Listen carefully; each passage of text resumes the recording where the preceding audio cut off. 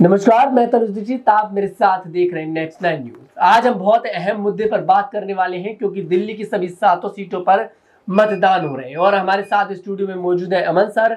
Sir, आज सभी सीटों पर मतदान चल रहे हैं दिल्ली की 7 सीटों पर और यहाँ पर भारतीय जनता पार्टी ने अपनी 7 सीटों पर कैंडिडेट उतारे हैं, जिस पर मौजूदा सांसद भी हैं। उनके सभी सीटों पर उन्होंने जीत दर्ज करी थी। वहीं आम आदमी पार्टी ने 4 सीटों पर अपने कैंडिडेट उतारे हैं और 3 सीटों पर यहाँ पर कांग्रेस ने अपने कैंडिडेट उतारे हैं। ऐसे में बीएसपी पार्टी ने यहाँ पर अपना 7 की 7 सीटों पर अपने उम्मीदवार उतारे हैं, लेकिन चंद्रशेखर आजाद शांत नजर आते हैं। वो अपने किसी भी कोई भी कैंडिडेट यहाँ पर उतारते नजर नहीं आते हैं। लेकिन वहीं बिहार में देखा जाए तो बिहार में वो अपने कैंडिडेट उतारते नजर आते हैं। तो ऐसे में ये मान लिया जाए कि चंद्रशेखर आजाद आगे चलकर इस मूड में नजर आ रहे हैं कि मैं इंडिया अलायंस में शामिल हो जाऊंगा, इंडिया अलायंस के साथ गठबंधन कर लूंगा। इस तरह की कोई उम्मीद आपको नजर आ रही है? देखिए, जाहिर सी बात है, क्योंकि आजाद ने लगातार जो राजनीति की है वो पश्चिम उत्तर प्रदेश में की है और दिल्ली में जो संत रविदास मंदिर को लेकर उन्होंने जो बड़ी कह सकते हैं जद्दोजहद की, बड़ी लड़ाई लड़ी, उसका फायदा जरूर उनको मिलता अगर वो चुनावों में आते। लेकिन हैरानी की बात है, आपने बिल्कुल सही कहा कि जिस तरह से उनको चुनावों में एक्टिव होना चाहिए था वैसा वो एक्टिव होते हुए नजर नहीं आए। आजाद सिर्फ नगीना सीट तक सीमित रहे अगर हम उत्तर प्रदेश की बात करें। वहीं बिहार में कुछ एक सीटों पर वो जाते हुए नजर आए, राजस्थान में कुछ सीटों पर लड़ते हुए नजर आए और अब कुशीनगर से उन्होंने स्वामी प्रसाद मौर्य का समर्थन करके उनके पक्ष में रैली भी की है, जो ये बताता है कि वो अब बाकी लोगों के साथ भी कहने गठजोड़ करने का प्रयास कर रहे हैं ताकि अपनी पार्टी को मजबूत कर सकें। बिहार में वो एक तरीके से हिना शाह का साथ देते हैं, पप्पू यादव का साथ देते हैं और अपने आप को ये बताने का प्रयास करते हैं कि वो अपने आप को दूसरे जो मशहूर लोग हैं उनके साथ में जोड़कर कहीं ना कहीं अपनी जो सियासी जमीन है, ये जो पार्टी की सियासी जमीन है, उसको मजबूत करना चाहते हैं। लेकिन क्या वाकई में दिल्ली में उनको नहीं आना चाहिए था? मुझे ऐसा लगता है तनुज की आज़ाद को दिल्ली में जरूर आना चाहिए था, क्योंकि आज़ाद एक कह सकते हैं कि नामी ग्रामी नेता होते चले जा रहे हैं, खासकर पश्चिम उत्तर प्रदेश में और दिल्ली में आज़ाद का काफ़ी नाम है। ऐसे में 22-23% का यहाँ वोट बैंक भी है, दलित वोट बैंक की अगर बात करें तो बिल्कुल आज़ाद अगर यहाँ से उतरते तो कहने के चर्चाओं में ज़रूर रहते। लेकिन देखिए, हो सकता है कि लोकसभा चुनाव ना सही, आने वाले विधानसभा चुनाव में किसी सीट से वो उतरते हुए नजर आ जाए। एक समय तो उन्होंने खुलेआम तौर पर आम आदमी पार्टी का सपोर्ट भी किया था और एक तरीके से उनके साथ में गठबंधन की संभावनाएं भी बनी थी। तो आप समझ सकते हैं कि आज़ाद आने वाले दिनों में हो सकता है कि रणनीति को यहाँ पर बदलते हुए नजर आए, रणनीति उनकी जो अलग नजर आए, क्योंकि यहाँ पर अगर वो उतरते हैं तो जाहिर बात है कि उनको अगर आम आदमी पार्टी का सहयोग मिलता है तो इक्का दुक्का सीटों पर वो हो सकता है उतरते हुए नजर आए और अगर 1-2 सीटें वो यहाँ पर जीतते हैं तो आप ये मानकर चलिए कि आज़ाद की जो राजनीति है वो उत्तर प्रदेश से निकलकर बिहार, मध्य प्रदेश और राजस्थान होते हुए अब दिल्ली तक पहुंचने वाली है। और यहाँ पर आज़ाद को ऐसा लगेगा मुझे कि अगर वो इस तरह के काम को करते हैं तो उनकी पार्टी को उनको खुद फायदा होता हुआ दिखाई पड़ेगा। सर, तो फिर ये मान लिया जाए कि चंद्रशेखर आजाद ने फ्रंट फुट पर आकर, देखिए, आम आदमी पार्टी को समर्थन नहीं दिया लेकिन बैक फुट पर समर्थन है। देखिए, आगे चलकर मतलब जो आगे आने वाले समय में विधानसभा चुनाव है दिल्ली में, उसमें बात ना बिगड़े इसलिए उन्होंने यहाँ पर अपने कैंडिडेट नहीं उतारे। बिल्कुल, देखिए, और देखिए जाहिर बात है, मायावती का आप एग्जाम्पल लें कि मायावती ने जिस तरह से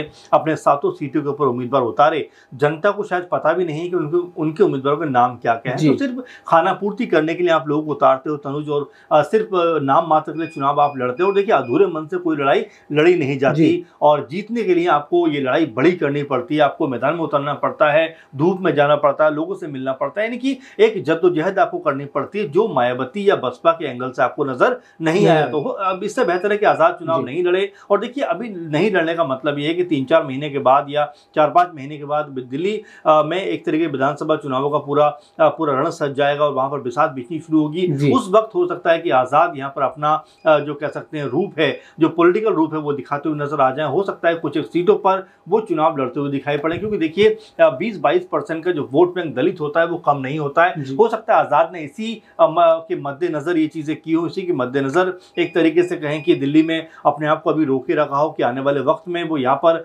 कह सकते हैं खुद को आजमाते हुए नजर आएंगे। साथ में क्या आम आदमी पार्टी के साथ उनका कोई गठजोड़ यहाँ पर होता हुआ नजर आएगा, इसके ऊपर भी सबकी निगाहें होंगी। लेकिन जिस तरह से उन्होंने लोकसभा चुनाव में दिल्ली में नहीं उतरने का फैसला किया, मुझे लगता है कि पॉलिटिकल रूप से ये फैसला उनका कहीं ना कहीं बहुत सही है। जी, वाकई में। लेकिन यहाँ पर चंद्रशेखर आजाद ने उत्तर प्रदेश में भी सर सिर्फ एक सीट पर चुनाव लड़ा है, नगीना सीट पर। उत्तर प्रदेश तो वो कहीं ना कहीं कहते हैं कि ये तो मैं बहुत गढ़ मानते हैं उत्तर प्रदेश को, अपना बड़ा अपनापन दिखाते, फिर उत्तर प्रदेश में एक सीट पर क्यों चुनाव लड़ा? बिल्कुल सही बात आपने कही कि उत्तर प्रदेश की बात करें तो पश्चिमी उत्तर प्रदेश में खासकर मेरठ है, बागपत है, सहारनपुर है, मुजफ्फरनगर है, अमरोहा है या फिर कुछ और सीटें हैं, इसमें नगीना भी एक सीट है। यहाँ पर वो अपने प्रत्याशी उतार सकते थे। और देखिए, एक महत्वपूर्ण बात इसमें और भी है कि 17 ऐसी सीटें हैं जो आरक्षित मानी जाती है, यानी कि जिनके ऊपर जो SC ST के प्रत्याशी खड़े हो सकते हैं। उन सीटों पर भी आज़ाद उतर सकते थे, लेकिन मुझे ऐसा लगता है कि आज़ाद कोई हड़बड़ी करने के मूड में नहीं है। उनको ऐसा लग रहा है कि अगर नगीना सीट को मैं साध पाया तो यहाँ से मेरी राजनीति के जो द्वार उत्तर प्रदेश में वो खुलते हुए नजर आ जाएं, क्योंकि अभी तक आज़ाद समाज पार्टी के जो प्रत्याशी हैं वो नंबर 2 नंबर 3 पे तो आ रहे हैं, लेकिन नंबर 1 पे आने की अभी जो उनकी जद्दोजहद है वो कायम है। तो ऐसे में अगर आज़ाद यहाँ से नंबर 1 पर आते हैं, यानी नगीना सीट जीतते हैं, तो यहाँ से आप ये मानकर चलिए कि मायावती को वो बड़ी चुनौती देते हुए नजर आएंगे, क्योंकि ऐसा लग रहा है कि मायावती इक्का दुक्का सीटों के अलावा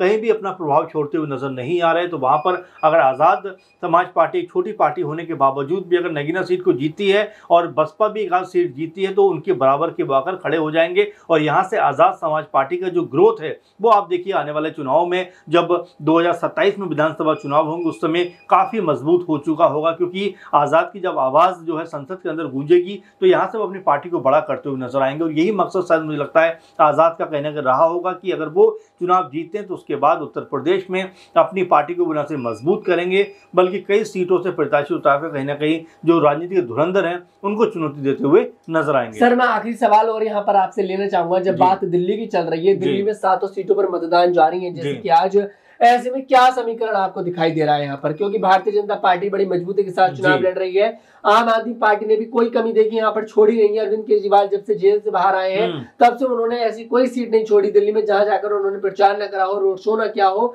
यहाँ तक कि वो कन्हैया कुमार जिस सीट से चुनाव लड़ रहे हैं उत्तर पूर्वी दिल्ली से, वहां भी वो कन्हैया कुमार के प्रचार करने के लिए पहुंचे। तो ऐसे में बहुत ज्यादा यहाँ पर दिखाई दे रहा है कि आम आदमी पार्टी के लिए दिल्ली के चुनाव जीतने बहुत ज्यादा महत्वपूर्ण है। बिल्कुल, देखिए अरविंद केजरीवाल जब से जेल से बाहर आए तब से ताबड़तोड़ रैलियां कर रहे हैं, लोग भी बीच जा रहे हैं, जन समर्थन जुटा रहे हैं। और देखिए एक नेता का काम बेसिकली यही होता है, कैसे पार्टी को मजबूत किया जाए, लोग बीच जाया जाए, उनको अपनी जो पॉलिसीज हैं, जो योजनाएं हैं वो उन तक रखी जाएं। और बिल्कुल देखिए लोग भी कहीं ना कहीं उनको समर्थन करते हुए दिखाई पड़ते हैं। आप देखिए जिस भी रैली में केजरीवाल पहुंचते हैं वहाँ पर हुजूम उमड़ पड़ता है। और यही बात है लगातार आम आदमी पार्टी कह रही है कि हम 7 की 7 सीटें जो दिल्ली की हैं वो जीत रहे हैं। इंडिया गठबंधन यहाँ से 7 की 7 सीटें जीता हुआ नजर आ रहा है। अब क्या उनकी बात सही साबित होती है, क्योंकि अक्सर ऐसा कहा जाता है केजरीवाल जो कहते हैं वो सही हो जाता है। आपने देखा होगा कई बार पर्चे पे लिखकर भी वो कहते हैं कि भाई हमें इतनी सीटें मिल रही हैं, आम आदमी पार्टी को इतनी मिल रही हैं और कांग्रेस को इतनी मिल रही हैं, बीजेपी को इतनी मिल रही हैं, और वैसा कुछ कई बार होता हुआ दिखाई पड़ता है। इस बार भी उन्होंने लिखा है कि 7 की 7 सीटें जो हैं वो यहाँ से इंडिया गठबंधन जीतता हुआ नजर आ रहा है। वाकई में क्या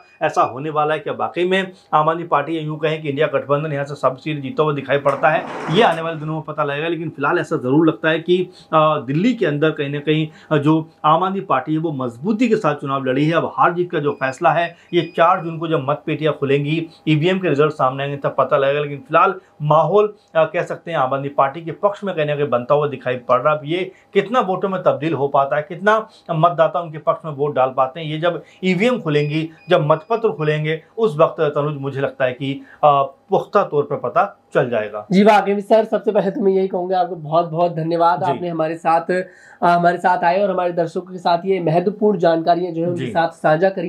खैर, आपको क्या लगता है इस पूरे मामले में कि आखिरकार दिल्ली में ये 7 सीटें जो है किसके नाम होने वाली हैं?